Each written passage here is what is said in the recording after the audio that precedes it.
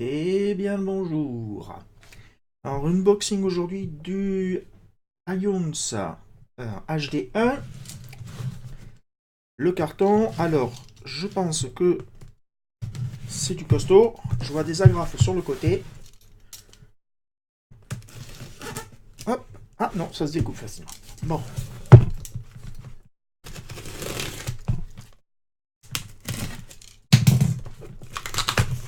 Hop. Il est là. Ions HD1 version GPS. Portatif radio DMR. VHF, UHF. Alors, même modèle que des Retevis, puisque c'est Retevis qui le fait, mais sous un autre nom. Et savoir pourquoi il change de nom à chaque fois. Et donc, à l'intérieur, la notice, qui ne servira pas, évidemment. Ils sont kikines à faire du papier, c'est pas grave. De toute façon, c'est en anglais. Et c'est entièrement en anglais, vous avez bien évidemment la version PDF sur Internet, le poste, avec il y a un plastique de protection sur l'écran qui va rester le plus longtemps possible. Voilà le poste. Alors, on peut lire 136, 174, hop, le temps que la mise au point se fasse, voilà, 136, 174, 400, 480, 10 watts, 8 watts, alors 10 watts FM, ah, la mise au point s'il vous plaît, merci, non, ah, ça a décidé de bouger, bon, et 8 watts, ah, je m'éloigne peut-être un petit peu, non, il a décidé de plus faire la mise au point comme il faut, bon, la caméra, c'est peut-être parce que, bon, 10 watts, 8 watts. Alors je pensais que ils allaient avoir l'intelligence, puisqu'ils ont fait les mêmes micros compatibles avec le RT82. Pourquoi ne pas faire en sorte micro compatible, ça c'est le câble de programmation, avec le même brochage, le même système de fixation. On va le faire avec les doigts. Même système de fixation donc ici que le RT82 de chez Retevis, de la même marque. Je pensais qu'ils allaient faire en sorte que donc la batterie soit aussi compatible, mais à première vue, non. Je vérifierai. Elle y ressemble physiquement. La batterie est là. Elle y ressemble physiquement, mais n'est pas compatible avec le RT82. C'est un peu bête de faire différents postes qui se ressemblent quasiment et sur des détails comme ça, ne pas faire que ce soit compatible. C'est un petit peu dommage. C'est de la recherche d'engineering, je sais pas, mais c'est se casser la tête pour pas grand chose. Donc, mais bon. Alors, batterie de 3200 mAh, c'est correct, 7,4 volts. Donc là, évidemment, c'est pas compatible avec le RT82. Dommage. C'est pas trop gênant, mais bon, c'est quand même au niveau des compatibilités des postes, c'est un petit peu dommage.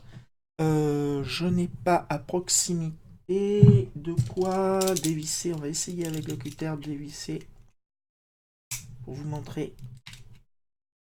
Non, je vous montrerai ça un autre moment, à moins que avec ceci. Non plus. Bon, et ben, je choisirai un autre moment. Donc, la batterie. Channel mode 1. Oui, c'est bien madame. Ben, le bouton était déjà allumé. Deuxième petite chose. Si vous avez déjà des postes de la marque Retevis,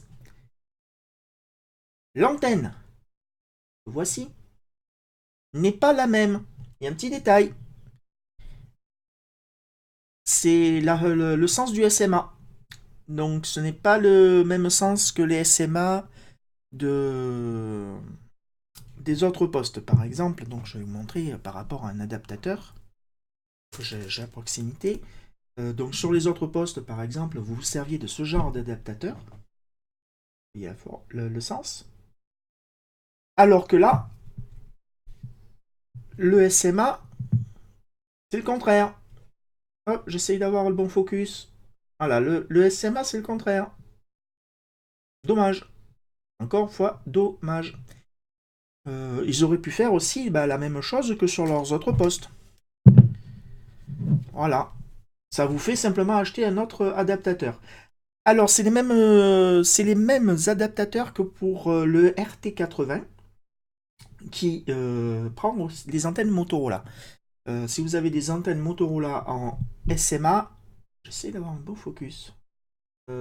C'est compatible. Voilà. Ah, bon focus, pas bon focus. Ah, c'est capricieux. Donc, voilà. Ça, c'est les détails qu'il faut savoir quand on achète le poste. C'est pas compatible, dommage.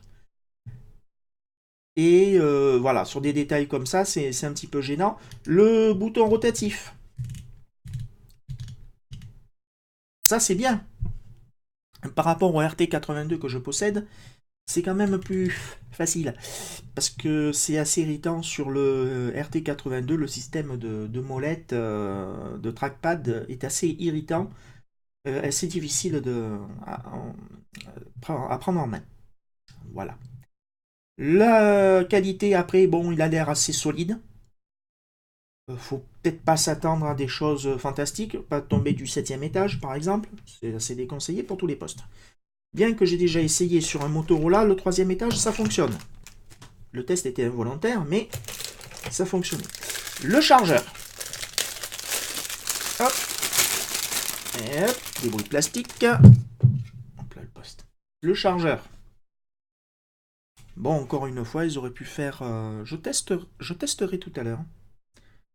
Je vous dirai, mais j'ai pas l'impression que ce soit compatible avec les autres postes Retevis. Il est quand même assez lourd. Ça, c'est la batterie. La batterie, ça fait assez lourd. Chargeur. Voilà.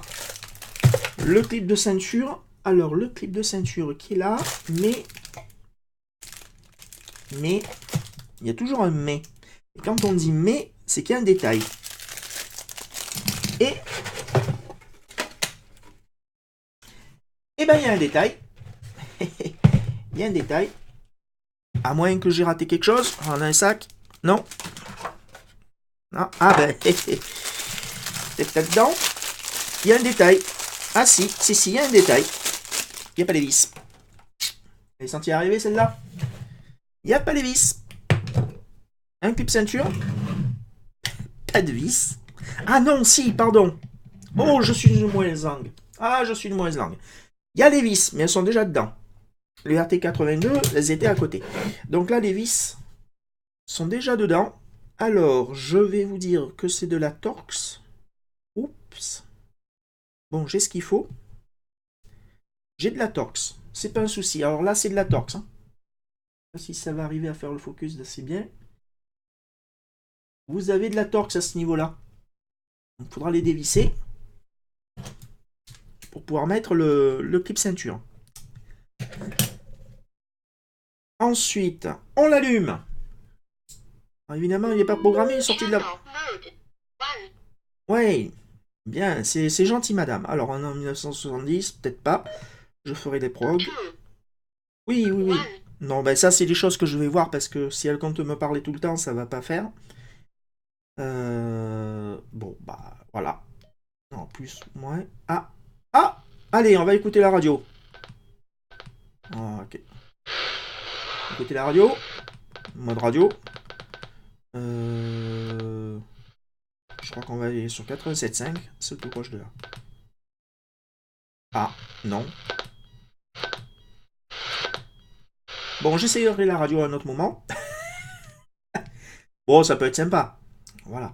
Je vais le programmer. Je vais faire donc la mise en place de la dragonne que j'ai vue. Là, bon, c'est pas forcément bien utile.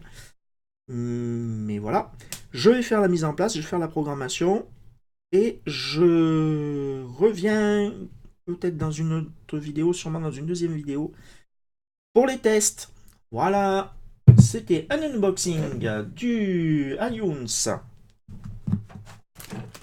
H, D, 1, que voilà. Et je vous dis à la prochaine.